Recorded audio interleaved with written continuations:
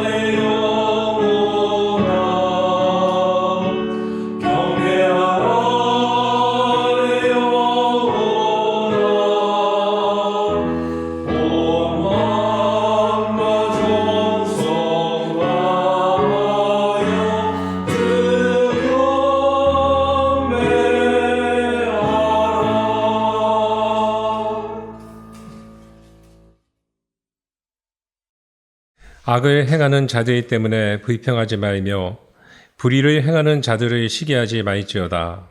그들은 풀과 같이 속히 배임을 당할 것이며 푸른 채소같이 쇠잔할 것이리로다. 여호와를 의뢰하고 선을 행하라. 땅에 머무는 동안 그의 성실을 먹을거리로 삼을지어다. 여호와를 기뻐하라. 그가 내 마음의 소원을 내게 이루어 주시리로다. 내 길을 여호와께 맡기라. 그를 의지하면 그가 이루시고 내 의를 빛같이 나타내시며 내 공의를 정오의 빛같이 하시리로다. 여호와 앞에 잠잠하고 참고 기다리라. 자기 길이 형통하며 악한 꾀를 이루는 자 때문에 불평하지 말지어다. 분이를 치고 노를 버리며 불평하지 말라. 오히려 악을 만들 뿐이라.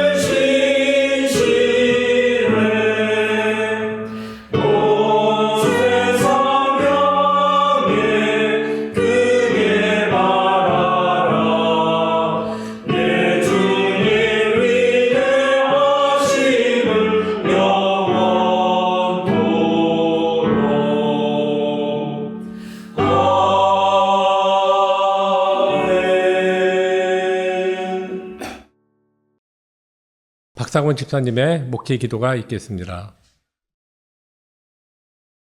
기도하시겠습니다. 신실하신 하나님 감사합니다. 봄의 햇살처럼 따스한 사랑으로 돌봐 주시니 감사합니다. 이번 주에는 총선이 있었습니다. 현 정부에 대한 민의가 무엇인지 확인할 수 있었습니다. 변화가 오기를 바랍니다. 봄이와 겨울철 냉기가 사라지듯 정치 영역에도 봄의 햇살이 오기를 바랍니다. 그래서 약자가 돌봄받고 소외된 자들의 소리가 귀 기울이기를 바랍니다. 정의가 바로 서고 사회적 성숙을 이루는 기회가 되기를 바랍니다. 우리를 생명사랑교회로 부르시고 같이 하게 하신 아버지, 작지만 건강한 영향력 있는 교회를 이루게 해주셔서 감사합니다. 우리의 개개인은 작고 미약하지만 그리스도의 이름으로 서로에게 그리고 세상의 빛을 비추게 하시고 아버지의 사랑으로 보듬기를 바랍니다. 주님의 말씀으로 가르치고 사역하는 한문덕 목사님과 사역자분들에게 하나님의 지혜가 함께하기를 바랍니다. 그들의 필요를 채우시고 고민과 간구에 아버지의 응답이 있기를 바랍니다. 자신의 시간을 쪼개서 봉사하는 많은 분들이 있습니다. 이들의 노고에 감사한 마음입니다. 교회를 세우고 움직이게 하는 원동력 같은 이들에게 아버지께서 상급으로 갚아주시기를 바랍니다. 아픈 이가 있다면 함께 해주시고 힘든 이가 있다면 위로해 주시길 바랍니다. 하나님의 은혜와 사랑이 우리와 함께함을 압니다. 우리 교회가 그 통로가 되기를 바랍니다. 고통과 슬픔 가운데 위로와 희망이 되어 주기를 소원합니다. 각자의 삶의 자리에서 최선을 다하게 하시고 우리의 삶으로 아버지를 드러내기를 원합니다. 아버지의 사랑으로 우리를 사랑하신 예수 그리스도의 이름으로 기도합니다. 아멘.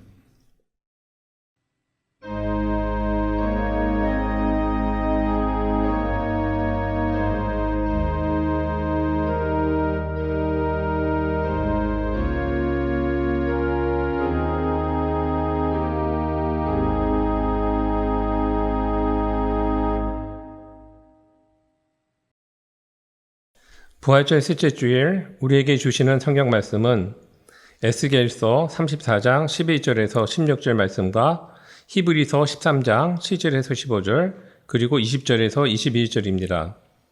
먼저 에스겔서의 말씀을 한 절씩 교독하시겠습니다. 참으로 나 주 하나님이 말한다. 내가 나의 양떼를 찾아서 돌보아 주겠다. 양떼가 흩어졌을 때 목자가 자기의 양들을 찾는 것처럼 나도 내 양떼를 찾겠다. 깜깜하게 구름 낀 날에 흩어진 그 모든 곳에서 내 양떼를 구하여 되겠다. 내가 여러 민족 속에서 내 양떼를 데리고 나오고 그 여러 나라에서 그들을 모아다가 그들의 땅으로 데리고 들어가서 이스라엘의 산과 여러 시냇가와 그 땅의 모든 거주지에서 그들을 먹이겠다. 기름진 수원에서 내가 그들을 먹이고 이스라엘의 높은 산 위에 그들의 목장을 만들어 주겠다. 그들이 거기 좋은 목장에서 누우며 이스라엘의 산 위에서 좋은 풀을 뜯어 먹을 것이다. 내가 직접 내 양떼를 먹이고 내가 직접 내 양떼를 눕게 하겠다. 나 주 하나님의 말이다. 헤매는 것은 찾아오고 길리는 것은 도로 데려오며 다리가 부러지고 상한 것은 싸매어 주며 약한 것은 튼튼하게 만들겠다. 그러나 살찐 것들과 신생 것들은 내가 멸하겠다. 내가 이렇게 그것들을 공평하게 먹이겠다. 이제 히브리서의 말씀을 한 절씩 교독하시고 마지막 절은 함께 읽겠습니다. 여러분의 지도자들을 기억하십시오. 그들은 여러분에게 하나님의 말씀을 일러 주었습니다. 그들이 어떻게 살고 죽었는지를 살펴보고 그 믿음을 본받으십시오.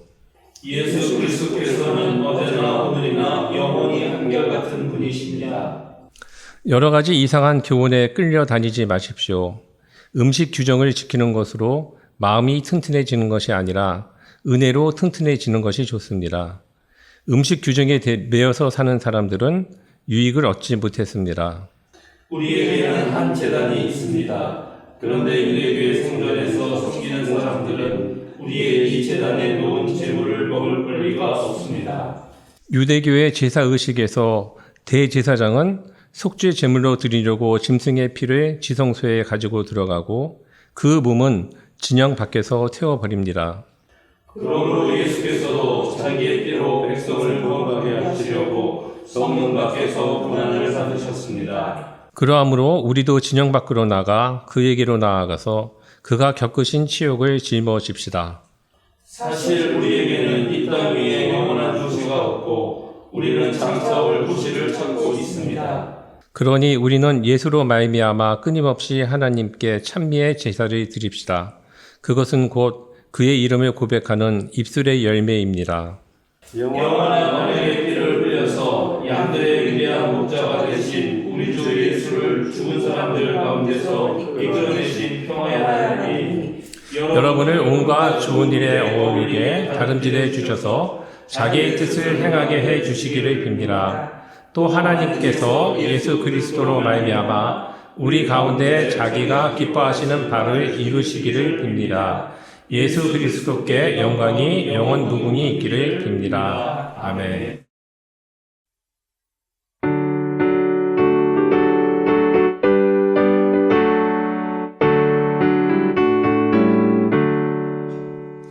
내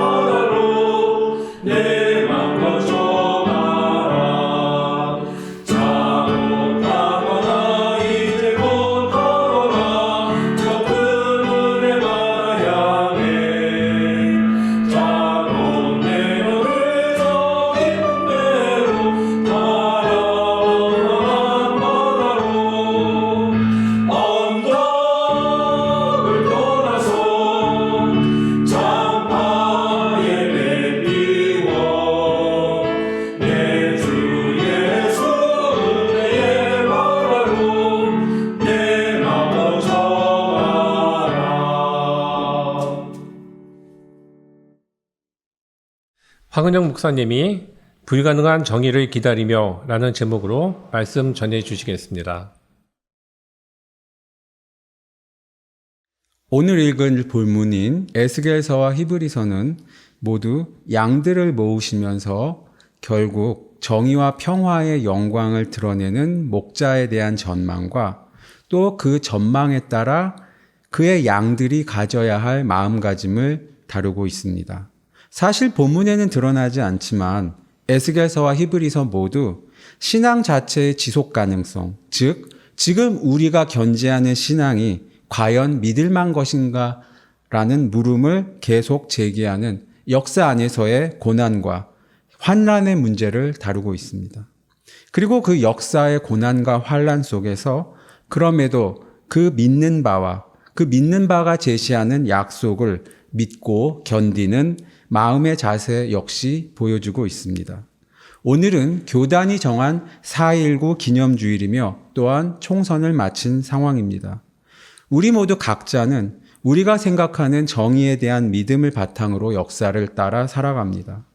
우리는 역사를 살아가며 얻어지는 작은 성취들, 즉 우리 각자가 생각하는 정의가 한 발짝이나마 구현되는 그 성취의 순간에 그것이 크게는 정치적 혁명과 격변에서부터 작게는 선거에 이르기까지 당연히 기뻐하고 환호합니다. 그러나 그 작은 정의의 실현은 언제나 더 큰 불의를 못 보게 하고 그 작은 정의의 성취는 더 큰 반작용에 의해서 사로잡힙니다. 그리고 그 속에서 잠깐 빛을 드러낸 정의는 역시 더 큰 불의와 더 큰 반작용에 의해서 완전히 파묻혀지는 듯 보이고 정의에 대한 믿음은 냉소 속으로 가라앉습니다. 4.19는 결국 5.16으로, 5.18은 결국 제5공화국 성립으로, 6.25항쟁은 결국 노태우의 제6공화국으로 그렇게 더 큰 불의와 더 큰 반작용에 의해서 뒤덮였습니다. 그러나 느리게 또 예기치 않게 그 불의와 반작용이 가진 힘이 잦아들 때쯤에 여러 우연과 설명할 수 없는 계기들이 그 사라진 것 같았던 빛과 작은 정의를 천천히 되살리며 그 속에서 작은 정의가 세계 안에서 정착되고 해처럼 빛나게 됩니다. 그리고 또다시 또 다른 정의의 실현을 요구하며 기다리게 됩니다. 에스겔 선지자는 이스라엘 멸망 후 남유대 역시 바빌론의 침공으로 이스라엘과 같이 멸망당하면서 예루살렘 역시 초토화되고 결국 기원전 597년 바벨론으로 끌려가게 됩니다. 그러한 상황에서 에스겔은 이스라엘의 회복을 예언하며 오늘의 본문을 썼습니다. 에스겔은 바빌론 침공 이전에는 예루살렘의 확실한 멸망을 예언했습니다. 이스라엘은 자기를 둘러싼 초강대국 바벨론과 이집트 사이에서 위태로운 줄타기를 하며 자신의 안전을 보장하려고 하였지만 결국 국가의 지배층이 가난한 자를 억압하면서도 성전에서 그 국가의 안녕을 바라고 죄를 씻는 제사를 드리는 위선으로 말미암아 결국 이스라엘은 멸망당하고 그 백성들은 바벨론으로 끌려가게 됩니다. 기원전 597년의 1차 침공이 그리고 기원전 589년에서 587년에 2차 침공이 일어나면서 마침내 약 7만 5천 명 정도가 살았던 예루살렘은 완전히 초토화되고 150년간 폐허의 상태로 남게 됩니다. 물론 예루살렘이 파멸되면서 그 난민들은 이웃인 에돔과 시리아 그리고 이집트로까지 도피하게 됩니다. 그리고 약 70년 후에 포로된 자들을 되돌리는 페르시아의 통합 정책으로 인해서 몇몇은 돌아올 수 있게 되지만 역사적으로 볼 때 그들은 바빌론에 계속 눌러 살던지 혹은 더 북쪽인 그루지아나 서쪽인 페르시아까지 유랑하게 됩니다. 포로로 잡혀온 지 몇 년 지나지 않은 시점에서 에스겔은 그 목자가 그 양떼를 모을 것이라는 예언을 합니다.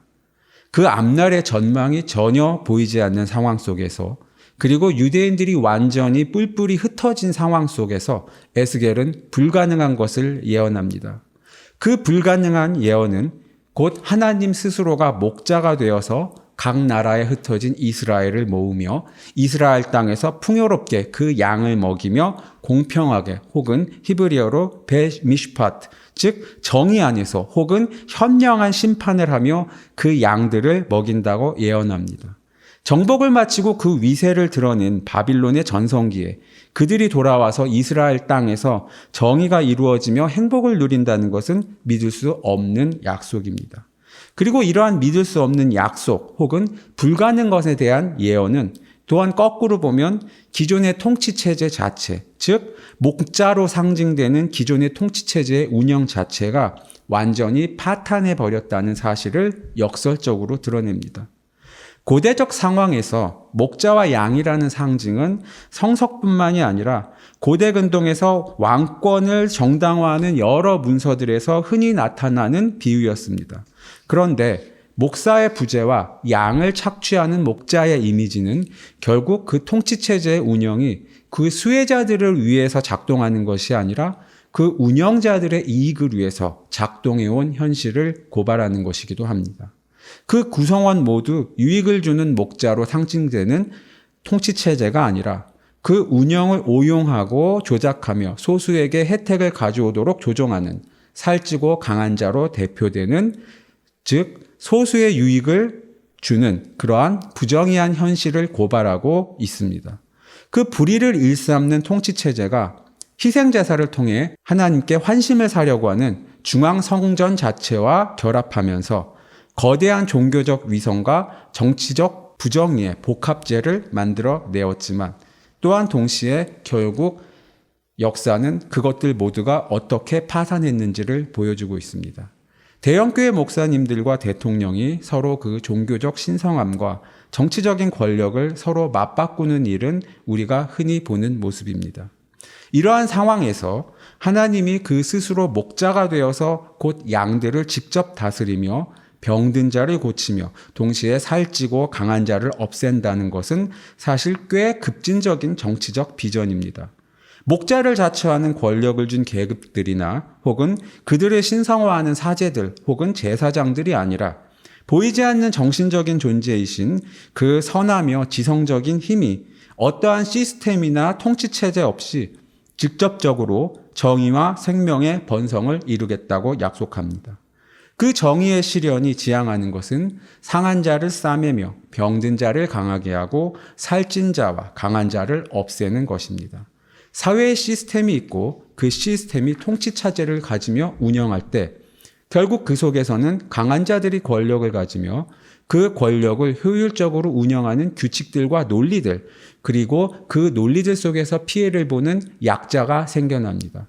그런데 에스겔의 예언에서는 목자를 자처하는 시스템의 운영자들 없이 오로지 하나님만이 목자가 되어 모든 권력의 기울어짐을 없애고 약한 자를 돌보고 강자를 누르는 정의를 실현한다는 것을 약속합니다. 에스겔이 예언한 그 예언은 우리가 사는 시간과 역사에서 아직 실현되지 않은 듯 보입니다. 어쨌건 바벨론에서 며칠 예루살렘으로 돌아왔고 이후에 이들이 그럭저럭 다시 눌러 살았다를 조금 과장해서 묘사한 것이다 라고 단지 이 구절을 볼 수 없습니다. 바벨론 포로기 이후에도 그 이후에 하스모니아 왕가나 헤롯 왕가나 로마 지칼지나 유대 반란기나 언제나 권력자들이 있었고 성직자들이 이를 신성화했고 그들의 착취에 시달리는 약한 자들이 있었습니다. 하나님이 직접 오셔서 그 보이지 않는 정신적인 힘이 모든 사람들의 마음에 이루어져서 모든 약한 자들을 돌보고 권력과 힘을 참칭하는 이들을 멸한다는 예언은 우리의 역사를 보면 완전히 실현되지 않은 듯 보입니다. 분명 세속의 역사에서 볼 때 에스겔의 예언은 들어볼 만하게 아름답고 좋은 말이지만 허황되고 이루어지지 않을 말로 여겨질지 모릅니다. 사실 그 완전한 정의, 모든 사람들이 정의롭게 대접받고 또한 약자에 대한 억압이 해소되며 그 아픔이 고쳐지고 위로받고 포용되는 그러한 정의는 언제나 역사의 저편에 꿈 같은 이야기처럼 여겨질 수 있습니다. 그러나 오늘 우리가 연결해서 읽어볼 히브리서 13장 20절에서 드러나듯이 성경은 그 완전한 정의를 이루시는 유일한 목자가 바로 예수이며 그 예수 안에서 그리고 그의 피 안에 있는 우리 그리스도 공동체 안에서 그 꿈 같은 완전한 정의가 이미 실현되어 가고 있음을 증거합니다. 사실 오늘 이 히브리서 본문은 직접적으로 정의를 다루고 있지는 않습니다. 그러나 앞선 12장 28절에 이야기되어지는 바 우리가 받을 흔들리지 않는 나라의 개념이나 혹은 14절에 우리가 찾고 있는 장차 올 도시의 개념은 우리가 그리스도가 목자 되시는 어떠한 통치의 권역에 있다는 것을 잘 드러냅니다. 흔들리지 않는 나라를 의미하는 바실레이아나 혹은 장차 올 도시를 의미하는 폴리스라는 개념은 단순히 지역이나 거주 권역 개념이 아닙니다. 그것은 모두가 그 구성원들이 자신들이 통치받게 되는 법을 함께 구성하며 그 통치권 안에 들어간다는 정치적인 개념에 가깝습니다. 특히 14절에서 우리에게 이 땅 위에 영원한 도시가 없고 우리가 장차 올 도시를 찾고 있습니다라고 이야기할 때 이 구절은 지상의 삶에서 우리의 삶과 가치를 주관하는 영속적인 정치체제가 없고 우리는 그에 반해서 앞으로 올 그리스도의 통치권과 정치체제를 추구한다라는 의미를 가집니다. 사실 이 구절은 아우구스티누스에게 유명한 개념인 두 더속론에 영감을 준 구절이기도 합니다. 그 꿈과 같은 정의와 사랑, 그리고 평화가 이루어지는 진정한 하나님의 다스리심이 결국 그리스도 그 자신 안에서 시작되었다고 한다면 종말에 그리스도가 다시 오실 그 시점에 완전히 실현될 것입니다. 그렇다면 지금은 보이지 않아도 우리 앞에 앞으로 더더욱 시간이 갈수록 선명하게 올 그 다스림을 우리가 기다리며 바라는 동시에 또한 그 다스리심을 우리가 바라고 찾으면서 곧 그 다스리심이 어느 정도 우리의 삶에 빛을 들이우며 우리에게 이미 와 있기도 합니다. 이러한 상황은 사실 세상의 정치 질서에서 볼 때 허황된 것이며 또한 우리 스스로에게도 때로는 애매하고 희미한 것이기도 합니다. 세상 안에서의 정치의 관점에서 볼 때 그리스도인들이 고백하는 그리스도 안에서 시작된 하나님의 새로운 나라, 새로운 다스림은 그것이 우리 당파의 지배에 유용한 한에서 어느 정도 존중할 만하지만 근본적으로 그들에겐 헛소리와 망상일 뿐입니다. 그런데 그리스도를 고백하고 믿고 따르는 우리 그리스도인들의 공동체 역시 우리 역시에게도 이것은 아직 애매하고 희미합니다. 우리가 근본적으로 그리스도가 목자가 되며 여하의 통치체제나 강자 없이 약자가 보살펴지는 완전한 정의의 나라를 바라며 살지만 우리 개개인은 여전히 강자가 자신의 이익에 따라 공동체의 정의를 왜곡하며 통치체계를 교란시키며 이를 운영하는 미진하고 불완전한 통치권 속에서 살아가고 있기 때문입니다. 결국 그러한 삶 속에서 우리가 그리스도 안에서 가지게 되는 완전한 정의의 이상은 언제나 현실의 정치 지형 속에서 희미해지기도 하고 또한 무력해지기도 하며 혹은 그것이 아니라면 정반대로 현실적인 정치적 당파성을 완전한 하나님의 정의의 실현이라고 치장해 주기도 합니다. 오늘 우리에게 주어진 본문은 이 점에서 오늘을 살아가는 그리스도인들이 어떻게 이 지상적인 정치적 삶의 한복판 안에서 그리스도가 목자 되시며 이루어지는 완전한 정의와 평화, 사랑의 나라를 바라면서 살아가야 하는지를 보여줍니다. 그것은 한마디로 그리스도에 의해 이루어질 완전한 정의의 이상을 그리스도를 향한 믿음 안에서 자신의 것을 버리며 실현시켜 나가는 것입니다.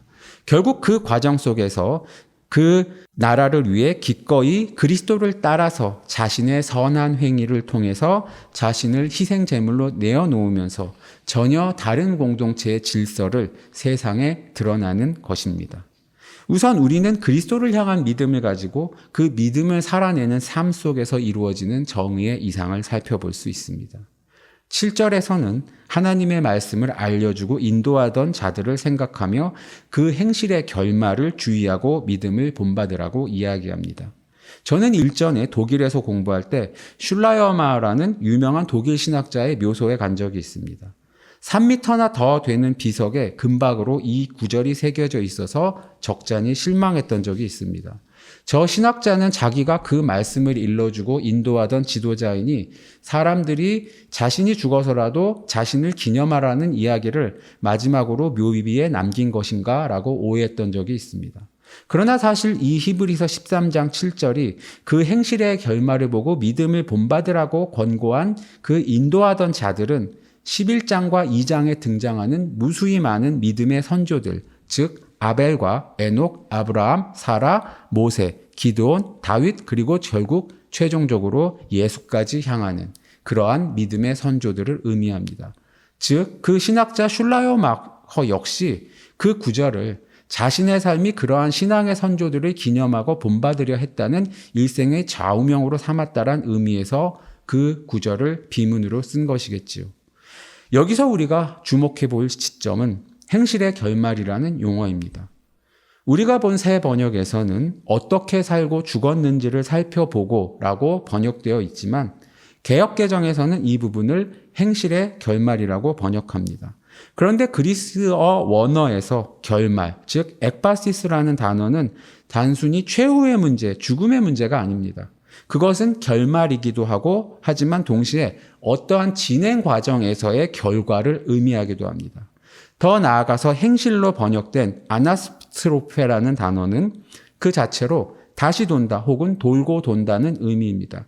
이것은 곧 특정 공동체 안에서 계속 돌고 도는 반복적인 것으로서의 그 삶의 방식 혹은 습속을 의미하기도 하지만 동시에 일반 사람들이 도는 방식과 거슬러서 한 번 더 도는 것으로서 전복적인 것을 의미하기도 합니다.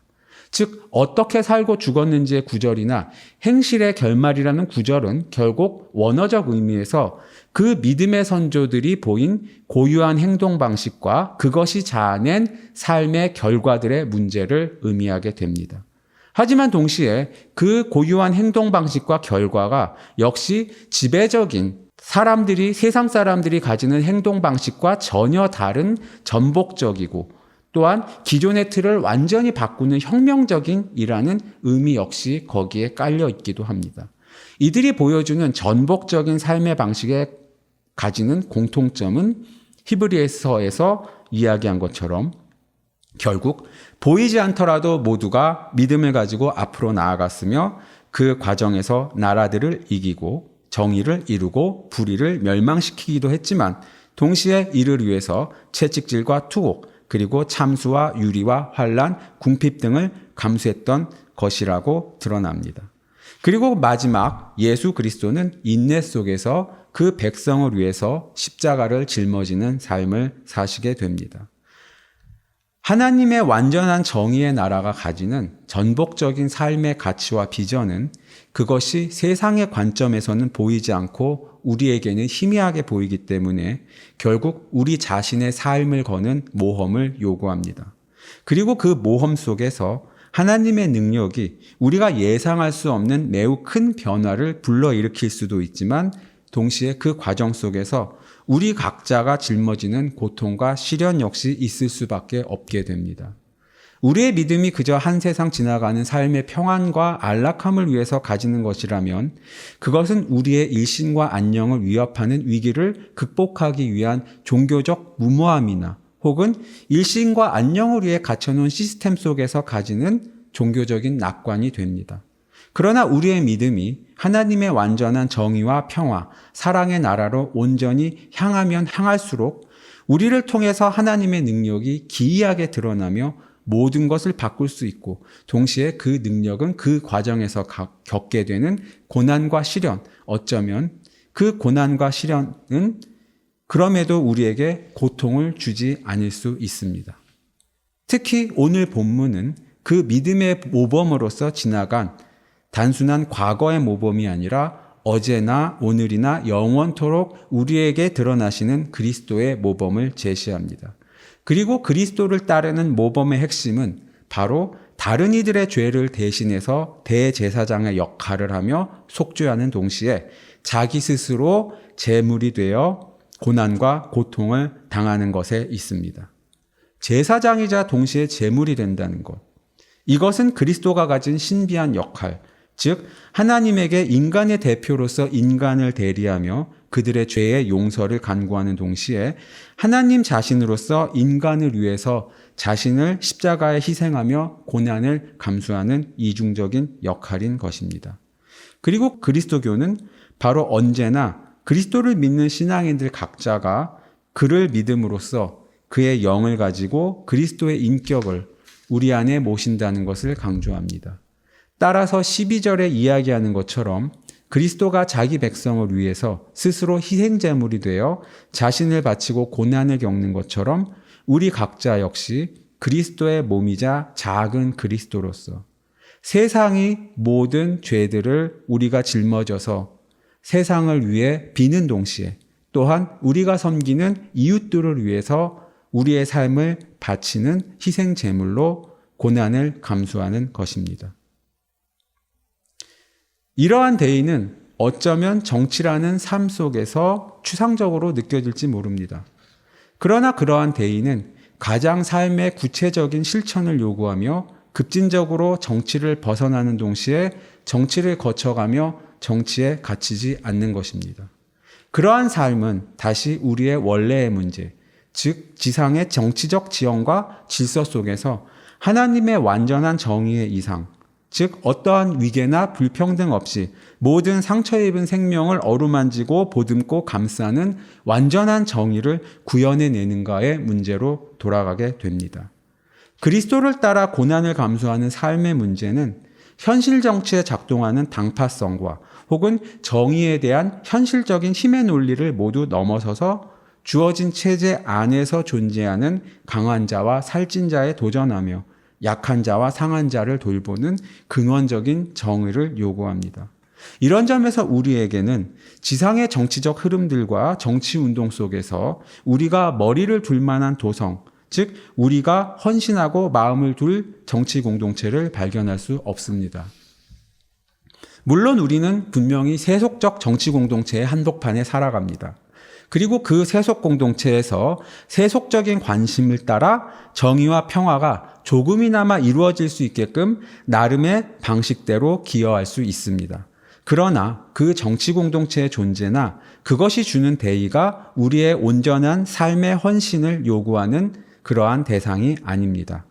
우리는 언제나 그 모든 것을 넘어서 좀 더 완전한 정의만을 바라며 그 바람 속에서 하나님의 도성과 정의를 우리 안에 구현하며 살아가는 것입니다. 그 과정에서 우리는 온전히 앞으로 올 나라를 기대하며 마치 이미 온 듯인 양 현재를 살아가는 그리스도인들의 공동체 안에서 살아가며 주어진 체제 안에서 강한 자와 살찐 자에 도전하고 또한 약한 자와 상한 자를 돌보는 근원적인 정의를 실현하려 노력합니다. 물론 이 두 작업은 함께 갈 수도 있습니다. 하지만 강한 자와 살찐 자를 멸하는 것은 궁극적인 관점에서는 하나님의 일이고 또한 잠정적인 관점에서도 세상의 힘의 논리이며 이것은 어떠한 특정한 때에서나 일어날 수 있는 일입니다. 하지만 약한 자와 상한 자를 돌보는 것은 그리스도의 형제들이 그리스도인들로서 대안적인 국가로서 대안적인 정치적 공동체로서 우리 모두가 지금 여기에서 언제나 할 수 있는 일이며 바로 그것이야말로 현실의 정치 체제가 담아내지 못하는 가장 급진적인 정치적 행위일 수 있습니다. 그것은 정치 한복판에서 특정한 당파에 기대는 소속감이나 안정감 혹은 그에 따른 자기 당파의 현실 논리에 따라 그 입장을 정당화하는 것에 매몰되지 않습니다. 그것은 정치 한복판이 아니라 정치적인 것의 외곽과 그 주변부, 변두리, 그리고 사람들이 이런저런 방식으로 가지게 되는 다양한 관계망들 속에서 다양한 방식으로 그 대안적인 삶의 모습들을 통해서 반짝이는 정의의 작은 별빛들을 드러내는 것입니다. 그리고 그러한 작은 별빛들은 그 존재 자체로 지상의 정치 공동체를 뒤흔드는 비판적인 가치를 구현할 수 있습니다. 그러할 때 21절에서 이야기된 것처럼 하나님은 우리가 접하는 삶의 다양한 현장들에서 우리가 이웃을 접할 때 우리가 하는 모든 일 자체가 선한 것이 되어서 하나님의 온전한 정의가 이루어지게끔 우리를 만들어 가십니다. 온전케 하다로 번역된 카타르티조라는 원어는 단순히 완성시키다, 온전케 하다라고 한다는 의미가 아닙니다. 이 의미는 능력을 갖추게 하다 혹은 완전한 기능을 하게끔 그 틀을 맞추다라는 의미에 가깝습니다. 즉 하나님의 완전한 정의를 우리의 힘으로 혹은 우리의 의지로 우리 삶에 구현해낼 수 없습니다. 그러나 우리가 그 완전한 정의를 그리스도의 고난과 함께 겪으며 약하고 상처 입은 이웃을 살리고 돌보며 전혀 다른 공동체의 질서를 보이려는 마음을 가질 때 하나님은 그 일이 이루어질 수 있게끔 우리의 삶의 틀을 그에 걸맞게 맞춰주시고 능력을 주십니다. 그리고 바로 세세 무궁토록 있을 하나님의 영광이 우리 안에서 이미 이루어지는 것입니다. 사랑하는 생명사랑교회 여러분, 우리 현실에서 벌어지는 다양한 정치적이고 사회적인 이슈들과 그것이 드러내는 여러 부침들은 우리로 하여금 얄팍한 승리감에 도취되게 하기도 하고 또한 우울한 낙담에 빠지게 하기도 합니다. 그러나 우리는 언제나 그리스도의 온전한 정의의 이상을 품고 각자의 위치에서 이를 살아내려는 노력을 하도록 부름받은 존재입니다. 그러한 온전한 정의의 이상은 정치의 영역이 담아내기에는 그 근본적인 가치로 인해서 너무나 깊고 또한 어느 곳에서나 발생할 수 있기에 너무나 넓습니다. 그 과정에서 우리는 모든 상처 입은 생명을 위해서 그리스도를 따라서 모든 고난을 함께하며 그 깊고 넓은 하나님 나라의 은혜의 바다에 뛰어들 때 그때 하나님은 우리와 함께 하심을 보이고 그 영광이 드러날 것입니다. 다 같이 기도하십시다. 사랑의 주님, 저희에게 하나님의 완전한 정의의 비전을 보여주시고 또한 그것을 살아내도록 부르셔서 감사드립니다. 또한 그것을 위해서 자신의 백성을 위해 자신을 희생제물로 드린 그리스도에 우리를 접붙여 주시고 그를 통해서 우리 역시 이웃과 그 온전한 정의를 위해서 우리의 삶을 바치도록 불러주신 것 역시 두려움 속에서 감사를 드립니다. 미미하지만 저희의 삶이 당신의 정의를 위한 도구가 될 수 있도록 저희를 갖추어 주시길 기도드립니다. 그 과정 속에서 저희의 의지를 순수하게 하시고 저희의 무지의 지혜를 주시어서 이웃에게 우리가 할 수 있는 일을 할 수 있게 도와주시고 그로 인해 미약하나마 당신의 영광을 비추는 일을 감당하게끔 당신의 능력을 주시기를 기도드립니다. 감사드리며 예수님의 이름으로 기도했습니다. 아멘.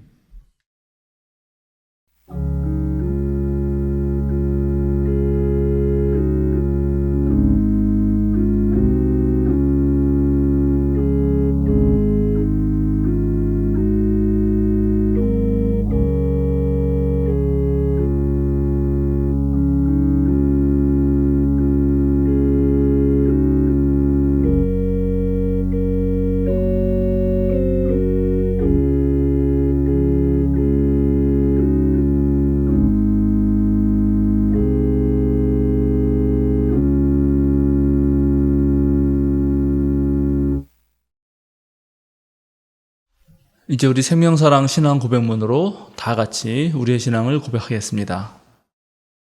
우리의 궁극적 의미이신 하나님은 세상을 사랑으로 품으시고 따스함으로 다독이시며 모든 생명을 창조하시는 근원입니다. 참 인간으로 하나님과 일치를 이루신 예수님은 흔들림 없는 사랑의 나라를 꿈꾸게 하시고 그 꿈을 지금 여기에서 누릴 수 있게 하시는 희망이며 우리가 이루어갈 구원의 기준입니다. 모든 생명을 사랑으로 충만케 하시는 성령님은 우리의 삶과 역사를 진리로 이끌어 주시고 우리를 일깨우셔서 선한 뜻을 따르게 하십니다. 삼위일체 하나님을 만난 우리는 서로의 다름을 인정하고 약한 이들의 아픔에 민감하게 반응하며 그들과 함께 하겠습니다. 우리는 아름답고 선한 것에 주목하고 하나님의 창조 세계를 지키며 생명을 살리는 삶을 살겠습니다. 우리는 세상의 욕망에 휘둘리지 않고 하나님 나라의 가치인 생명, 평화, 정의에 따라 살 것을 다짐합니다. 우리는 하나님, 예수님, 성령님께서 참 그리스도인으로 살아가려는 우리와 항상 함께 해주심을 믿습니다. 아멘. 보냄 찬송 461장 십자가를 질 수 있나 다 함께 부르시겠습니다.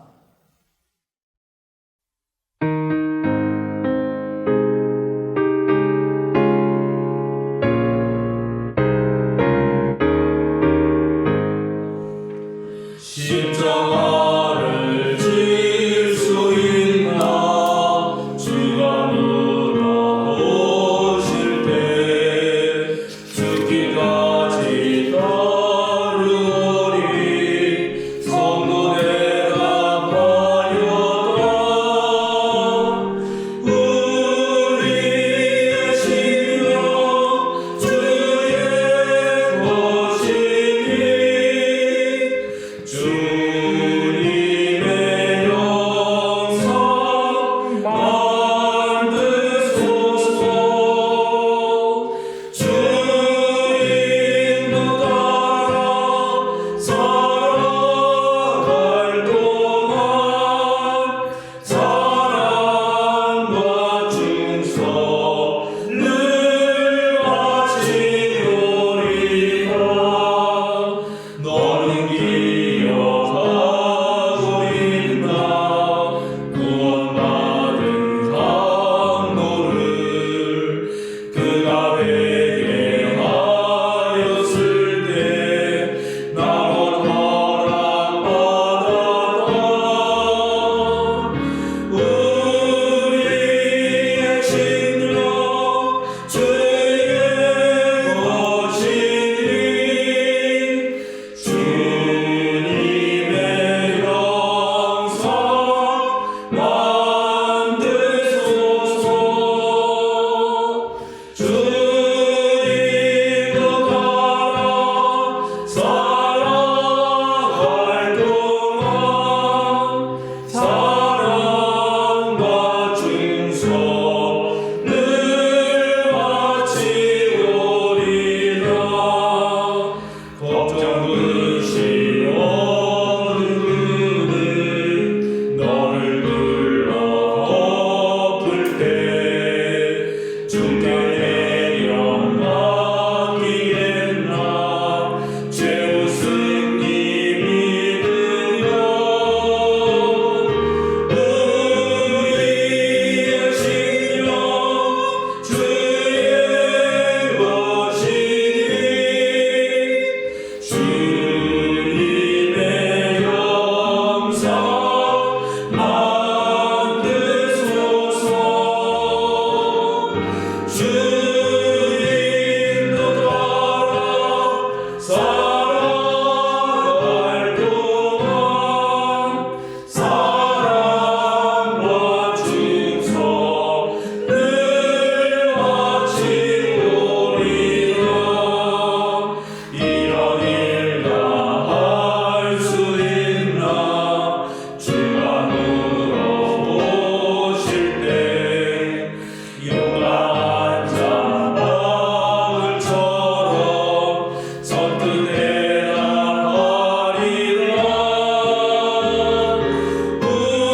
우리의 신령 주의 것이니 주님의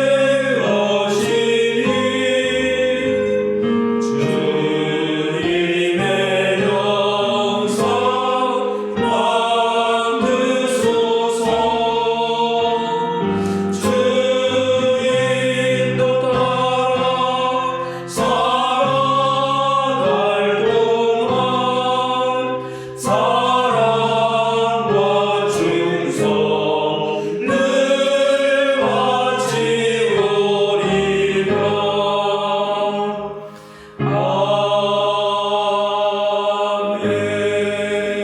주님도 따라 살아갈 동안 사랑과 충성을 바치오리라 아멘. 사랑하는 세면사랑교회 여러분, 전국의 성도 여러분, 오늘도 어깨를 쭉 펴십시오. 세상으로 당당하게 그리고 힘차게 나아가십시오. 자유인으로 사십시오. 온전하신 하나님께서 우리 모두를 정의의 길로 부르셨습니다. 우리가 생각하기에 우리 스스로 좀 부족하다 할지 모르지만 주님께서는 그런 우리를 부르신 것입니다. 이제 날마다 주님과 동행하면서 늘 정의의 길을 걸어가십시오. 축도하겠습니다. 여러분에게 좋은 친구가 있기를, 또한 여러분이 여러분 자신에게도 좋은 친구가 될 수 있기를 빕니다. 위대한 사랑과 따뜻함, 그리고 느낌과 용서가 있는 여러분의 영혼 안으로 여행할 수 있게 되기를, 그 여행길이 여러분을 변화시키고 여러분 안에 있는 부정적이고 차갑고 냉정한 것들을 바꿀 수 있게 되기를 빕니다. 지금은 우리 주 예수 그리스도의 은혜와 하나님의 사랑과 성령의 거룩한 사귐이 주님의 제자로 세상을 치유하며 복음을 선포하여 정의를 세워나가는 생명사랑 교우들 위해 전국에서 우리와 함께 예배하고 하나님의 뜻을 이뤄가려는 모든 성도들 위해 지금으로부터 영원까지 함께 하시기를 간절히 축복합니다. 아멘.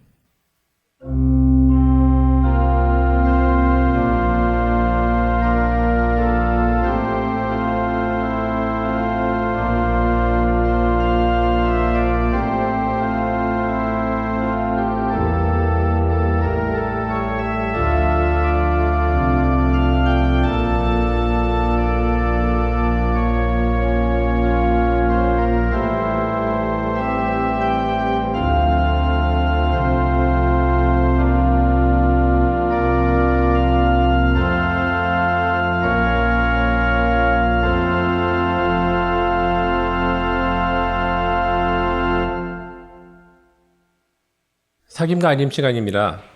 오늘은 부활절 셋째 주일이자 4.19 혁명 기념 주일입니다. 오늘 예배 설교는 황은정 목사님이 해 주셨습니다.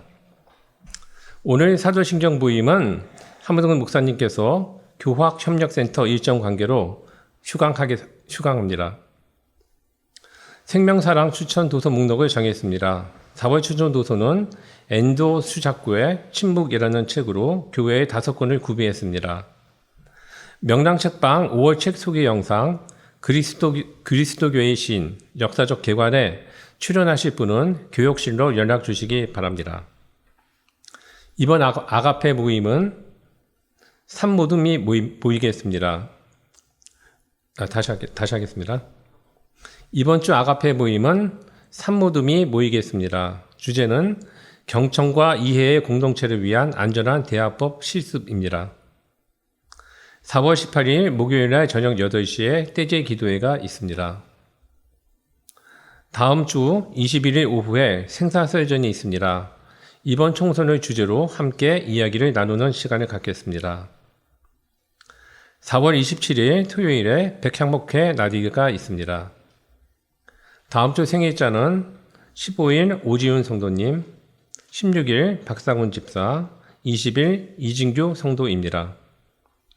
오늘 함께 예배 드릴 수 있어서 감사드립니다. 오늘 함께 누린 은혜가 한 주간 힘이 되길 원하며 한 주간 평안하시기 바라겠습니다. 감사합니다.